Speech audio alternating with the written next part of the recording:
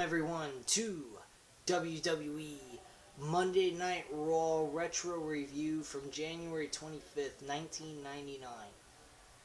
Overall, this show was pretty decent, had a lot of good segments, and definitely some decent action that occurred. Some good title matches. We actually got two championship matches that occurred on the show, which I will get in further detail, as well as a little few twists and turns going on in this event, which I will also explain throughout these segments. So let's start things off, ladies and germs.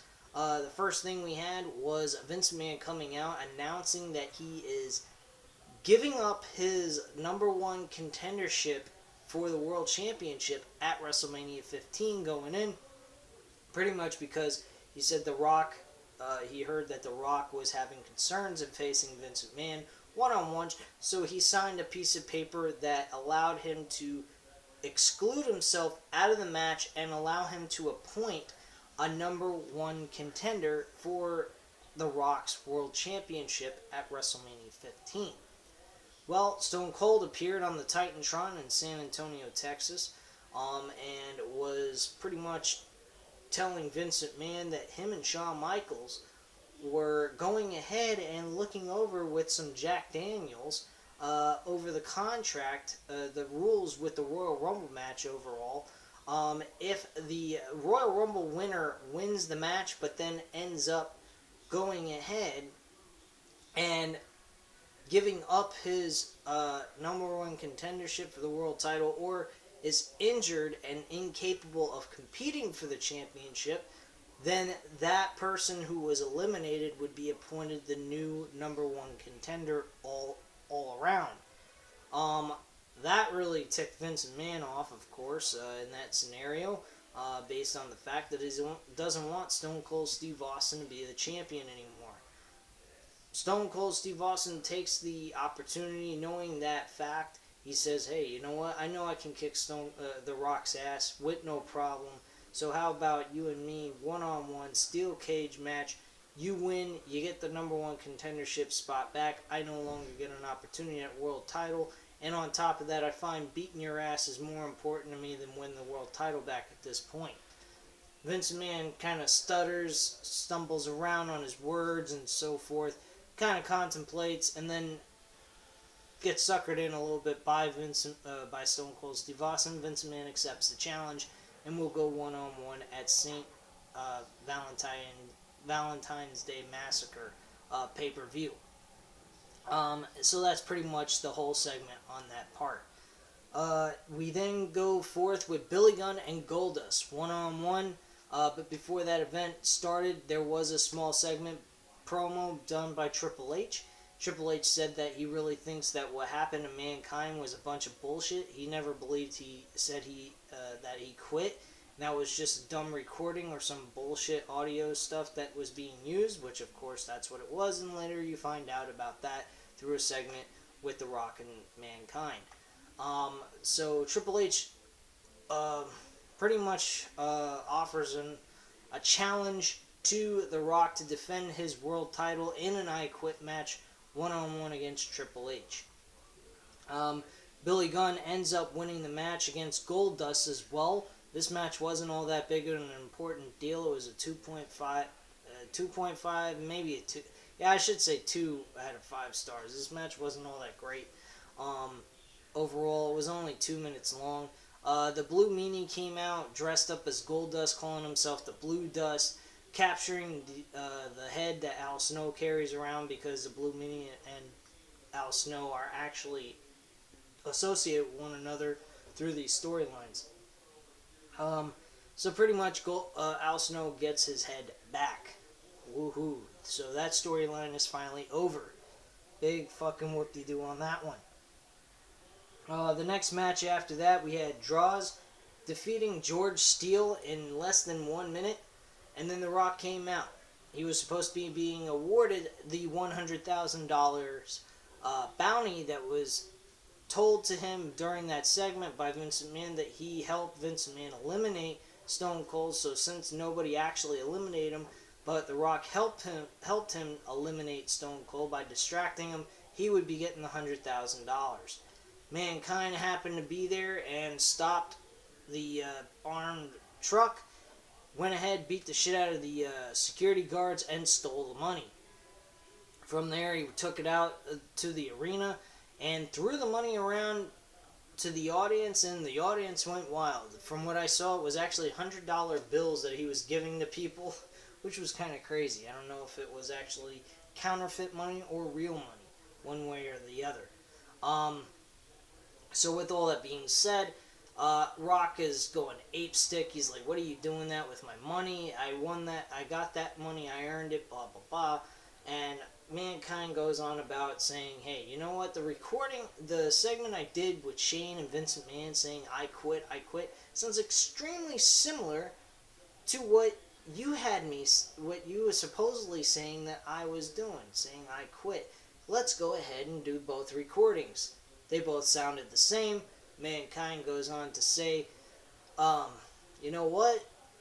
You can be the champion all you want, but you ain't the real champion, so how about being the real champ that you are? You go ahead, face me one-on-one on Sunday Night Heat during the halftime show of the Super Bowl 33 between Atlanta Falcons and the Denver Broncos. He says, yep, I will definitely accept that, so forth, and whip his candy ass and so forth, of what Rock usually says. He also accepts the challenge from Triple H. So from what you're seeing here, Rock is actually accepting challenges all over the place, being a fighting champion, but at the end of the day, he's showing like a face type of change, but then when he has the matches while he's defending the title, he's just looking for all kinds of shortcuts and ways to win, or getting extremely lucky and retaining his championship. So still he's kept as a heel, but still shows that he has balls at the same time.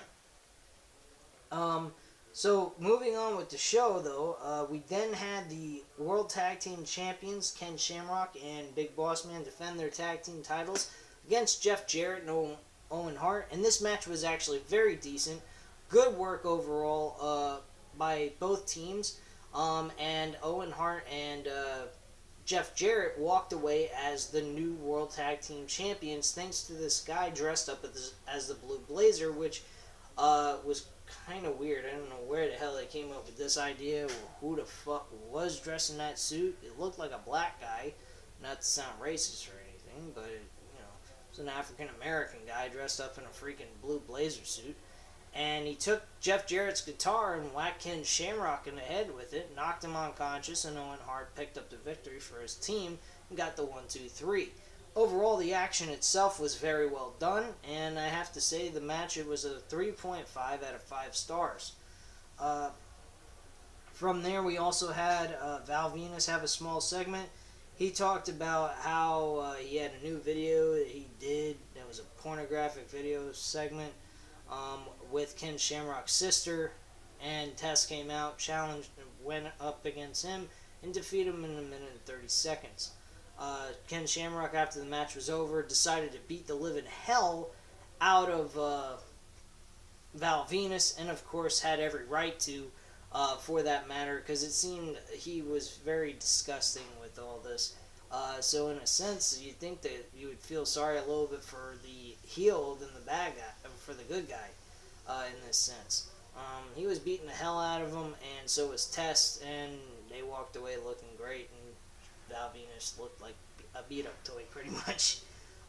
From there, we also had a segment with Kane and Shane McMahon. I almost said Ken Shamrock again. Shane McMahon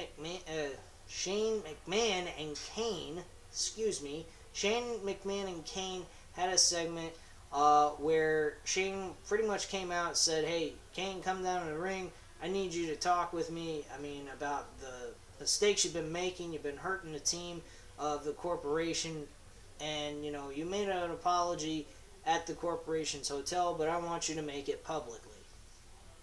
Kane comes out, doesn't seem to be too much having an issue with saying he's apologized for the mistakes that he's been making and costing the team to the public. And then Shane takes it another step further, pretty much degrading Kane in this sense by making him go on a knee. Then from there he goes from the knee to 2 knees to apologize.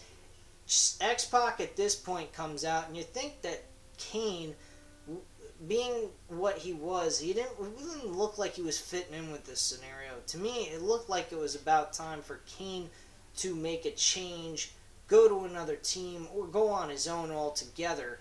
But really, I mean, at this point, he looked nothing like what he was in 97, 98. He was beating the hell out of Undertaker. He actually won the WWF title from Stone Cold Steve Austin with a little bit of help of Undertaker in that case. But he looked like a very dominant figure. Now, at this point, with him, he looked like Big Show from 2012 with, what was his name? John Laurinaitis. I mean, this was just disgusting. X-Pac came out, pretty much said, "Aren't you fed up of going through all this crap with these people? You deserve better than this. I mean, you want backup, you want people to have your back, come to DX and we'll kick some ass and raise some hell here." Audience went nuts for it. I kind of figured at this point this was the best time to do that, not knowing that this wasn't the change that they had in mind at this point. But Kane and X-Pac do eventually end up being a tag team later on that year. So, I mean, this was kind of surprising. I don't understand why they didn't just pull the trigger here. But Kane just chokeslammed X-Pac straight to hell, and that was the end of that. Shane McMahon pretty much at that point was satisfied with what he did to X-Pac, that he left him alone, and that was that and done. Next match from there, we had a hardcore tag team match. This was a really good match. Al Snow and Road Dogg defeated The Brood, which was Edge and Gangrel. Match lasted almost 6 minutes, and it was a pretty damn good hardcore match. Short, straight to the point, and sweet, and it was brawling, weapons, you name it, you got it. And at that point, they're on the top of this scalpel, I guess you could say. It's not real high up in the air. It's about maybe 5 feet. And they land through tables, all 4 of them, because the Blue Meanie hits or gives the head to Al Snow, and Al Snow hits one of his opponents in the head, and they all fall because I guess they lost balance and they all fell down together on top of the tables, and Road Dogg put his hand over Edge to pick up the victory and get the 1, 2, 3. This match, I would definitely say, was a probably a 3.5 out of 5 stars. So this was definitely another decent match altogether. From that point, we had the main event. The main event was definitely a 3.5. It would have been a little bit better if this would have had a better ending. But the World Championship was on the line in an I Quit match with The Rock, the champion, going in against Triple H. This match was actually almost 10 minutes long.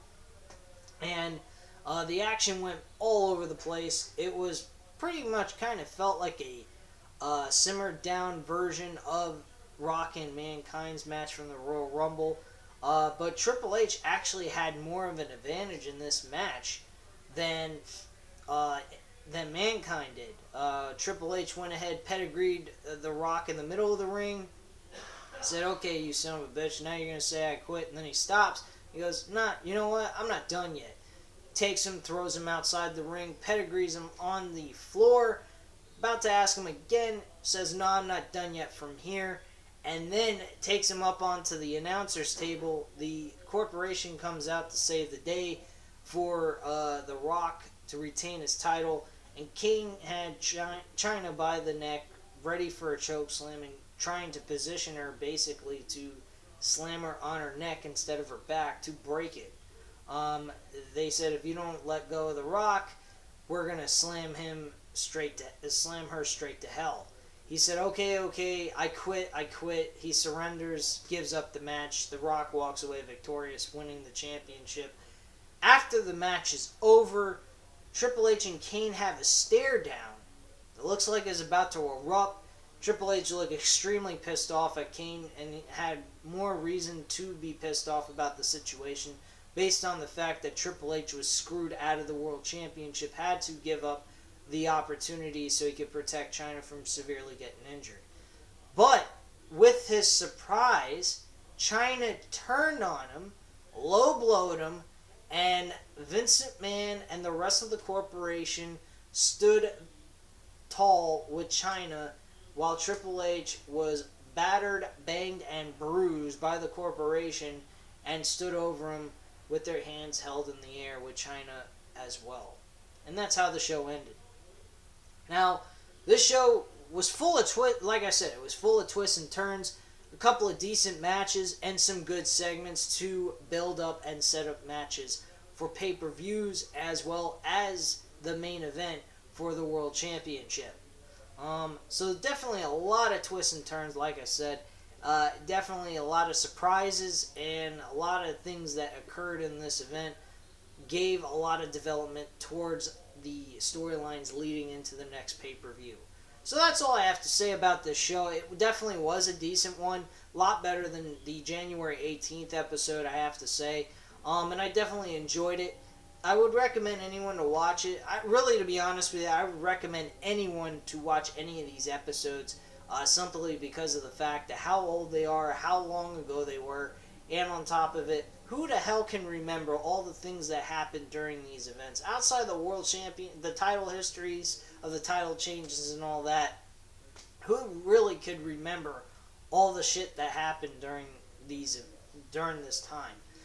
You have to have a really fucking great memory to be able to do that. So me personally, I think that it's definitely worth watching these episodes, taking the time. If you really hate Monday Night Raw and the current WWE product and you just can't stomach watching it, I would definitely keep the network and just watch the older programming just to find some entertainment value out of it and enjoy some of the past history that you used to watch that made you happy and enjoy watching. But anyway, at this time, leave your comments and opinions down below. I'll definitely get back to you. Hit that like button if you liked the video, as well as lay it the smack down on that fucking subscribe button. And have a great night, guys. Bye.